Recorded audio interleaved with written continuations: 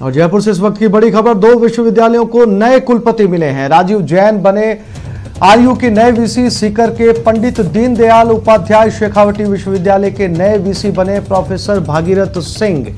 राज्यपाल कलराज मिश्र ने फाइल को मंजूरी दे दी है। राजीव जैन कोटा में वाणिज्य और प्रबंध विभाग के डीन हैं। यानी 2 यूनिवर्सिटी को 2 नए डीन इस वक्त मिले हैं। सीकर के डीडीयूएस में भागीरथ सिंह वीसी बने हैं और राजस्थान यूनिवर्सिटी में जयपुर से इस वक्त की बड़ी खबर, जहां राजीव जैन को राजस्थान यूनिवर्सिटी का नया वीसी बनाया गया है।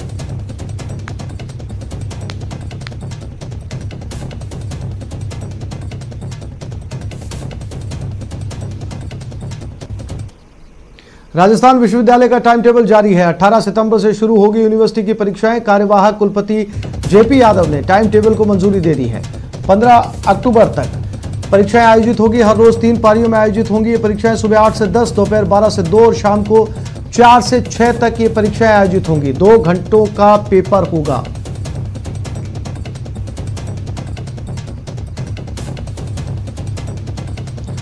तो 18 सितंबर से यूनिवर्सिटी की परीक्षाएं शुरू होने जा रही हैं और कार्यवाहक कुलपति जेपी यादव ने इसको मंजूरी दी है। 15 अक्टूबर तक सभी परीक्षाएं आयोजित होंगी। तो राजस्थान यूनिवर्सिटी का टाइम टेबल जारी हो चुका है।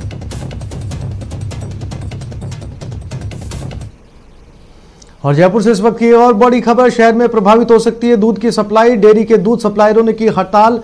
सिटी सप्लाई ठेकेदारों ने की हड़ताल। डेयरी परिसर के अंदर खड़ी की गाड़ियां डेयरी से नहीं निकले। टैंकर चालक दूध की सप्लाई करने से किया मना। बाहरी जिलों का दूध आने से नाराजगी है। जयपुर और दौसा में आज शाम दूध सप्लाई होने पर संशय है। जयपुर से इस वक्त की बड़ी खबर, जहां डेयरी के दूध सप्लायरों ने हड़ताल शुरू कर दी। दिनेश शर्मा हमारे संवाददाता हमारे साथ जुड़ गए, उनसे बात करते हैं। दिनेश, दूध की सप्लाई को लेकर कितना असर पड़ सकता है जयपुर में? देखिए, उपभोक्ताओं की परेशानी बढ़ाने वाली खबर है, क्योंकि दूध सप्लाई बाधित हो सकती है। जयपुर डेयरी की अगर बात करें तो जयपुर जिले में और दौसा जिले में 2 जिलों में दूध सप्लाई होता है और तकरीबन 8 से 9 लाख लीटर दूध प्रतिदिन जो है वो सप्लाई होता है। हड़ताल की जहां तक बात है, तमाम जो सप्लायर्स हैं उन्होंने अपने वाहन जो है वो डेयरी में ही खड़े कर दिए और साफ तौर पर ये इनकार कर दिया है कि जब तक मसले का हल नहीं हो जाता है तब तक वो दूध सप्लाई नहीं करेंगे। मसला ये है कि दूसरे जिलों से जो है वो जयपुर में आके दूध बिक रहा है। पिछले दिनों भी ये मामला उठा था।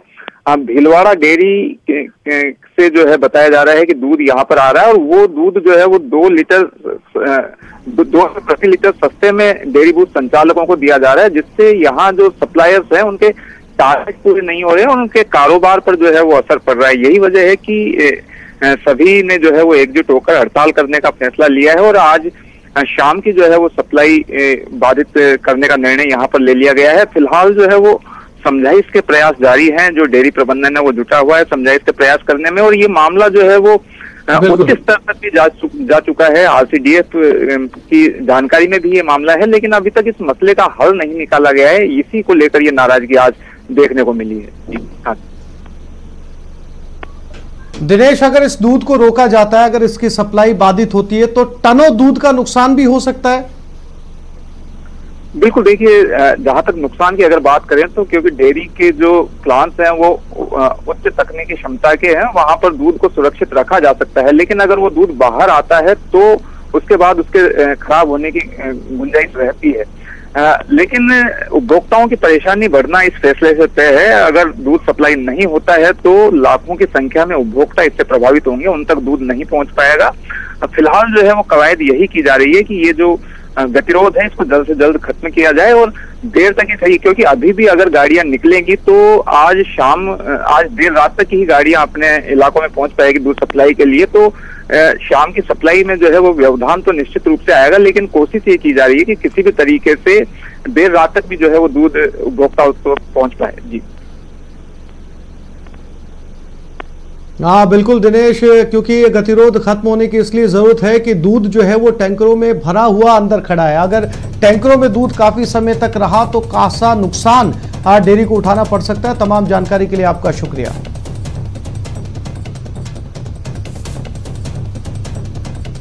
मुख्यमंत्री गहलोत ने आज प्रदेश के प्रगतिशील किसानों से संवाद किया। उद्योग लगाओ आय बढ़ाओ थीम पर आयोजित संवाद कार्यक्रम में अलग अलग जिलों से किसान और उद्यमी जुड़े। इस दौरान कृषि प्रसंस्करण, व्यवसाय और निर्यात प्रोत्साहन नीति पर चर्चा हुई। अन्नदाताओं को संबोधित करते हुए सीएम गहलोत ने कहा कि सरकार किसानों के साथ खड़ी है और हर संभव मदद की जाएगी।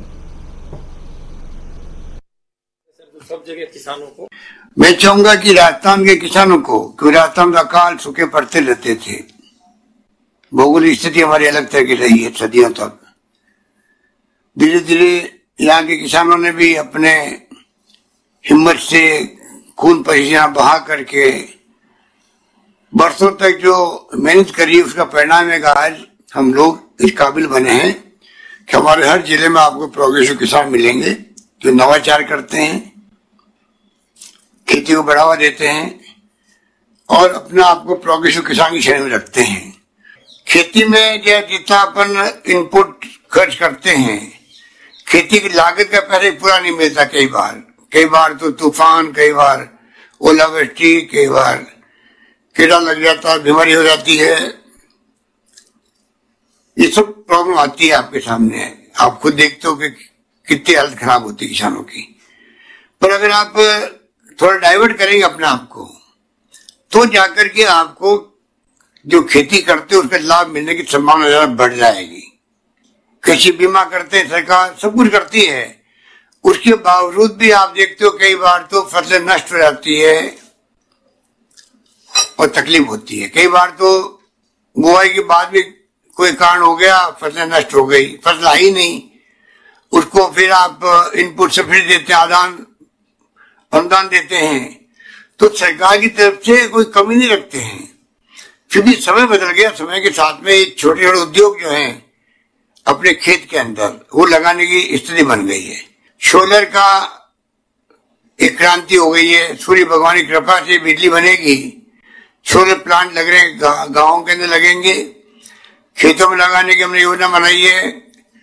किसान के पास एक्स्ट्रा जमीन है तो वो खुद वहां पर सोलर प्लांट लगा करके या किसी लगवा करके वो इनकम प्राप्त कर सकता है, खुद भी कर सकता है, बिजली ज्यादा पैदा होती है बेच सकता है, ग्रिड में डाल सकता है। सरकार किसानों के साथ खड़ी रहेगी हमेशा सुख दुख के अंदर, ये आप दिमाग में रखें, कोई कमी नहीं आएगी। और अब आपके ऊपर है कि आप किस प्रकार से नाबार्ड का, बैंकों का, कृषि विपणन बोर्ड आपके साथ में हमेशा खड़ा रहता है। कृषक कल्याण कोष बन गया है, सब्सिडी आपको मैंने बताई दी है, तो कोई कमी नहीं रखेंगे हम लोग। अगर आज 2000 करोड़ रुपए का हमने किसान कल्याण कोष बनाया है, जरूरत पड़ेगी इसको हम आगे बढ़ा देंगे। इसको कर्जा लेने के बाद कर्जा लेंगे हम लोग, पर आपके इन योजनाएं जो आज आपको बताई गई है, इन योजनाओं को आगे बढ़ाने में, जिससे कि किसानों की आमदनी बढ़े, उसके लिए कोई कमी नहीं आने देंगे, ये मैं आपसे वादा करना चाहता हूँ। कांग्रेस प्रदेश प्रभारी अजय माकन एक्शन में है। आज अजमेर संभाग के नेताओं के साथ उनका संवाद चल रहा है। सत्ता संगठन में तालमेल बनाने के लिए संभाग स्तर के नेताओं से फीडबैक लिया जा रहा है। संवाद की शुरुआत अजमेर शहर और देहात के नेताओं से हुई। इसके बाद भीलवाड़ा जिले के नेताओं के साथ संवाद हुआ। अभी नागौर और टोंक के नेताओं के साथ चर्चा जारी है। माकन साहब पहली बार अजमेर आए हैं और अजमेर संभाग के जितने भी हमारे ब्लॉक अध्यक्ष हैं, पीसीसी के मेंबर हैं, पूर्व विधायक हैं या जो पार्टी के प्रत्याशी रहे, उन सब लोगों से विचार विमर्श कर रहे हैं। पार्टी की मजबूती के लिए सुझाव ले रहे हैं। बहुत ही सार्थक सुझाव अजमेर जिले के आए, शहर और देहात के मिलके। अजमेर संभाग में जितनी भी जिला कांग्रेस कमेटियां आती हैं, उनका अलग अलग जन सुनवाई का कार्यक्रम रखा है। अभी अजमेर शहर और देहात का कार्यक्रम संपन्न हुआ है। फीडबैक सबने अपने अपनी राय व्यक्त की है और निश्चित उनकी भावनाओं की कदर होगी ताकि संगठन को मजबूती मिले, सरकार को मजबूती। पूर्ण रूप से चर्चाएं हुई, हम सब संतुष्ट हैं। सरकार के अच्छे कामों के बारे में भी चर्चा हुई। भूतपूर्व अध्यक्ष सचिन पायलट साहब द्वारा करे हुए अच्छे कामों की भी चर्चा हुई और व्यक्तिगत बातें जो हमें करनी दिल्ली जाके करेंगे। जिनकी जनता के बीच में एक अच्छी स्वच्छ छवि हो, अच्छा काम हो, उन्हीं का चयन हो और किसी तरह के मतभेद और उसको दूर किया जाए और समाप्त किया जाए। कहीं भी कोई चीज हो, किसी तरह कोई बात हो, अपने जिसके भी जो रचनात्मक सुझाव हो और उन सुझावों को पार्टी को, चाहे एक छोटा सा परिवार हो, उसके अंदर भी उसको एक्सेप्ट करना चाहिए और उसका पालन करना चाहिए। कांग्रेस पार्टी एक है, सभी कार्यकर्ताओं ने अपने अपने सुझाव दिया कि पार्टी किस तरह से मजबूत हो। तो मैंने ये कहा कि ये टूटेगा ट्रम्प जब, ये बात जब टूटेगी जब नीचे एक स्तर पे जो कार्यकर्ता हैं उनकी बात सुनेंगे और सुनकर उनके काम करेंगे। आज की तारीख में कार्य हो ही नहीं पा रहे। राजस्थान सरकार जिस तरह काम कर रही है उस काम को ज़्यादा से ज़्यादा प्रचार प्रसार किया जाए, क्योंकि गहलोत साहब ने जो कोरोना में काम किया, जो इंदिरा रसोई काम किया, जो नरेगा में किया, जो काम अपने प्रवासी मजदूरों के लिए किया, उन सब के प्रचार की आवश्यकता है। कि जिन्होंने 70 दिन कांग्रेस को कठिनाई के समय में जो कांग्रेस का साथ दिया है, उन कार्यकर्ताओं और उन एमएलएज को प्रोत्साहित किया जाए, और जिन्होंने रसातल में भेजने की कोशिश कर रहे थे कांग्रेस के, उनको 3 साल थोड़ा आराम दे। प्रदेश कांग्रेस प्रभारी अजय माकन आज अजमेर में संभाग के प्रमुख पदाधिकारियों के साथ संवाद कर रहे हैं। संवाद के जरिए आपसी दूरियों को कम करने के साथ ही संगठन को मजबूत बनाने पर चर्चा हो रही है।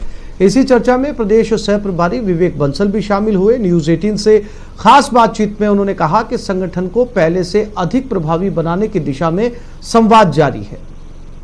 प्रभारी विवेक बंसल साहब मौजूद है बातचीत के लिए। मतलब एक जिला आप कंप्लीट कर चुके हैं, अपेक्षाओं और उपेक्षाओं के बीच का संवाद चल रहा है, किस तरह की भावना निकल के? देखिए, भावनाएं बहुत, जिस उद्देश्य से हमने ये बैठक और संवाद का ये कार्यक्रम किया है, उसको कहीं ना कहीं उसको पूर्ति हमें महसूस हो रही है। अपनी बात रख रहे हैं, अपने इतने लोगों ने, अभी 27-28 लोगों ने, जो कांग्रेस की जो रीढ़ की हड्डी है, जो मुख्य जो पदाधिकारी हैं या जिनका अपना एक राजनीतिक अनुभव है, उन्होंने कांग्रेस को, संगठन को सशक्त बनाने के लिए, जो सरकार की जो योजनाएं हैं उनको प्रचारित और प्रसारित बनाने के लिए, जहां कहीं कोई कमी है, शिथिलता है उसके क्रियान्वयन में, तो उसको भी उजागर किया है। तो इन सब को लेकर एक बहुत ही सार्थक और सकारात्मक संवाद है ये, और मुझे ये महसूस होता है कि इस संवाद के बहुत दूरगामी परिणाम होंगे और वो बहुत सकारात्मक होंगे। इसको मैं बड़े विश्वास के साथ कह सकता हूँ। हम सब लोगों की, हमारे जो अखिल भारतीय कांग्रेस कमेटी के महामंत्री हैं, उनका उद्देश्य और नीयत बहुत साफ है कि संगठन को हमें दौड़ाना है, संगठन को सहभागिता भी देनी है सरकार में, संगठन को ये महसूस हो कि सरकार हमारी है, जिसके लिए हमने जतन किया, जिसके लिए हमने प्रयास। इसी से जुड़ा सवाल है, सत्ता और संगठन के बीच में जो दूरियां बढ़ी हैं, उस दूरी को पाटने के लिए राजनीतिक नियुक्ति जो है वो बेहद जरूरी होती है। 2 साल का कार्यकाल लगभग सरकार का पूरा होने वाला है, तो ऐसे में कार्यकर्ता की सबसे बड़ी अपेक्षा वही है। देखिए, आपने वो तो कह दिया कि इतना लंबा अंतराल हो गया या इतना लंबा समय बीत गया कि नियुक्तियां नहीं हुई, हो भी रही हैं, पर लेकिन ये बड़े ही जो कहते हैं कि अप्रत्याशित जो घटनाक्रम हुआ, ये महामारी 6 महीने से तो महामारी है, उससे पहले जो आप देख रहे थे कि नागरिकता बिल को लेके जो पूरा एक उफान उठा हुआ था पूरे देश में, वो सब घटनाक्रम ऐसे होते रहे कि जो जिस तीव्रता से, जिस शीघ्रता से ये कार्य होना चाहिए था, वो नहीं हो पाया। कोशिश यही की जा रही है कि सत्ता और संगठन के बीच में बेहतर तालमेल हो और साथ ही साथ संगठन जो है वो अपर हैंड पर रहे, और जिसके चलते जो आगामी चुनौतियां हैं सत्ता और संगठन के बीच में, उसको सही रूप में और सफल रूप में हासिल किया जा सके। अशोक बंजारा के साथ अभिजीत दवे, न्यूज 18 अजमेर। एक छोटे से ब्रेक के लिए रुक रहे हैं, ब्रेक के बाद आपको दिखाएंगे 007 गैंग का आतंक।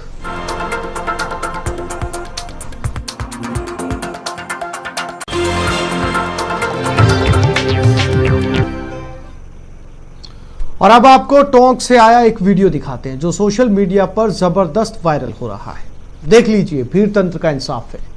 पेड़ से लटकाकर पूरी खबर ले रहे हैं, दोनों की जमकर पिटाई की जा रही है, पूरी यातना दी जा रही है, खुद को कानून के रखवाले मान कानून हाथ में ले लिया है, बस पीटते जा रहे हैं और मन की भड़ास निकाल रहे हैं। ऐसा वीडियो जो इंसानियत को शर्मसार कर रहा है। आरोप है कि इन दोनों बच्चों ने गांव में चोरी की है, 1-2 नहीं बल्कि कई घरों में, और बस आरोप लगा, भीड़ तंत्र ने सजा तय कर दी, कानून हाथ में लिया और इंसाफ करने लगे। अब वीडियो सोशल मीडिया पर वायरल हो रहा है। हालांकि पुलिस अब कार्रवाई का भरोसा दे रही है।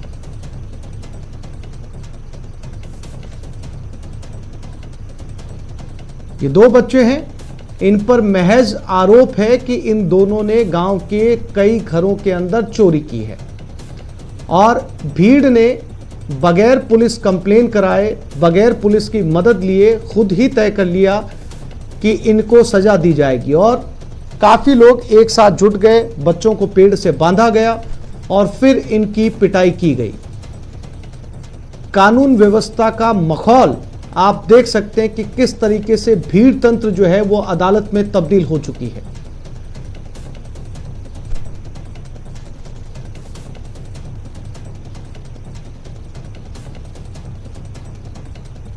टोंक से ये तस्वीरें सामने आई है जिसमें एक भीड़ मिलकर इंसाफ कर रही है। नाबालिग बताए जा रहे हैं दोनों बच्चे, इन पर चोरी का आरोप है, दोनों को पेड़ से बांधा गया। आप देख सकते हैं किस तरीके से मारपीट की गई। मनोज तिवारी हमारे संवाददाता फोन लाइन पर हमारे साथ जुड़ गए, उनसे बात करते हैं। मनोज, तस्वीरें साफ बता रही हैं कि इन लोगों के अंदर कानून का कोई खौफ नहीं है। पुलिस ने इन लोगों के ऊपर अब तक कोई कार्रवाई की? में भी जो हमारी बात हुई है, पुलिस अधीक्षक ओम प्रकाश ने कहा कि यदि शिकायत मिलती है तो इस मामले में तुरंत कार्रवाई करेंगे। हालांकि उन्होंने खुद ने पुलिस ने इस मामले में संज्ञान लिया है और ये कहा है कि जो भी दोषी होंगे उनको बख्शा नहीं जाएगा। मामला क्या था मनोज? ये इन बच्चों के ऊपर क्या आरोप थे? लगता है मनोज से हमारा संपर्क जो है वो टूट गया है। फिर से कोशिश करेंगे, लेकिन ये तस्वीरें टोंक की काफी कुछ बता रही हैं। हालांकि पुलिस ने आश्वासन दिया है कि जिन लोगों ने कानून को अपने हाथ में लिया उनके खिलाफ कार्रवाई की जाएगी।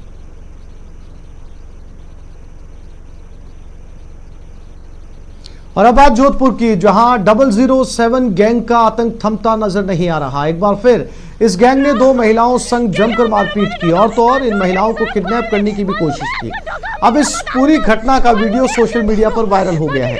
हालांकि पीड़ित महिलाओं ने फलौदी थाने में बदमाशों के खिलाफ FIR दर्ज करवाई।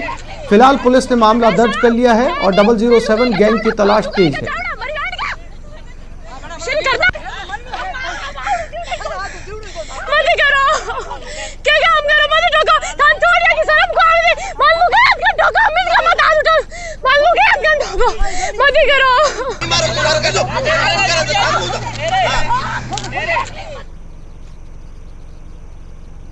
और अब बात अलवर की। सबसे पहले ये तस्वीरें देखिए जरा इन महिलाओं की दबंगई। जबरन कांजी हाउस का ताला तोड़कर उन आवारा पशुओं को छुड़ा ले गए जो सड़कों पर आवारा आतंक की तरह घुमा करती थी। बड़ी मशक्कत के बाद प्रशासन ने इनको पकड़ा था, लेकिन डेयरी माफिया की शय पर इन महिलाओं ने कानून को हाथ में लिया। जो फिर हुआ वो तस्वीरों में देखिए। जबरन कांजी हाउस में घुसी और पकड़ी गई गायों को छुड़ा कर ले गए।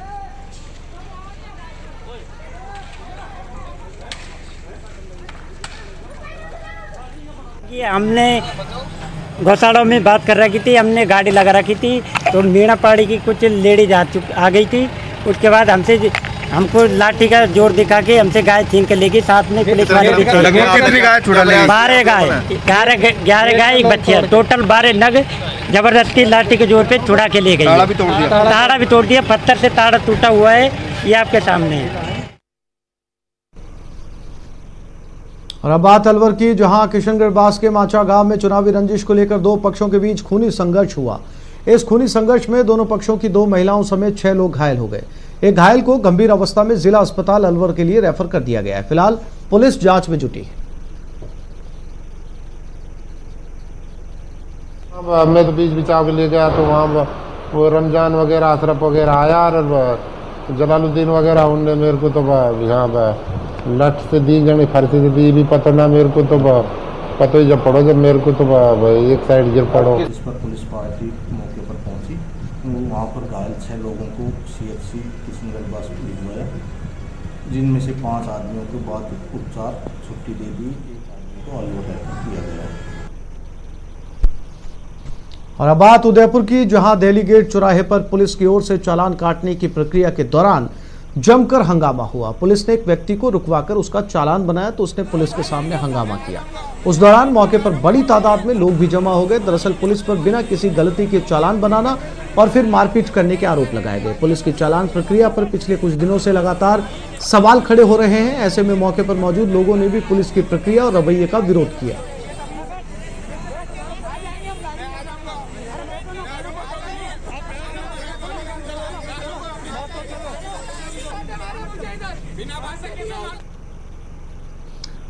और इस वक्त जयपुर से खबर मिल रही है जिसमें 2 विश्वविद्यालयों को नए कुलपति मिले हैं। राजीव जैन राजस्थान यूनिवर्सिटी के नए वीसी बने। सीकर के पंडित दीनदयाल उपाध्याय शेखावटी विश्वविद्यालय के नए वीसी प्रोफेसर भागीरथ सिंह को बनाया गया। राज्यपाल कलराज मिश्र ने फाइल को मंजूरी दे दी है। राजीव जैन कोटा के अंदर वाणिज्य और प्रबंध विभाग के डीन हैं।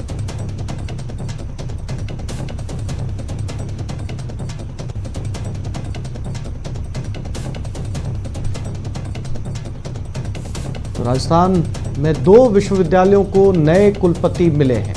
राजस्थान यूनिवर्सिटी को दोनों ही राजीव जैन राजस्थान यूनिवर्सिटी के वीसी बनाए गए हैं और दोनों ही पदों को राज्यपाल ने मंजूरी दे दी है। सीकर के डीडीयूएस विश्वविद्यालय के वीसी प्रोफेसर भागीरथ सिंह को बनाया गया है।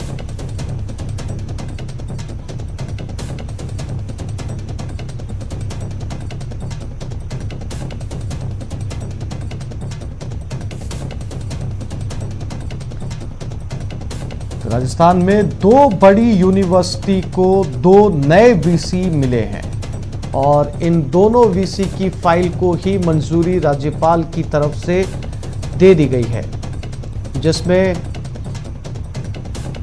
राजीव जैन राजस्थान यूनिवर्सिटी के नए वीसी बनाए गए हैं और सीकर के पंडित दीनदयाल उपाध्याय शेखावटी विश्वविद्यालय के नए वीसी प्रोफेसर भागीरथ सिंह को बनाया गया है।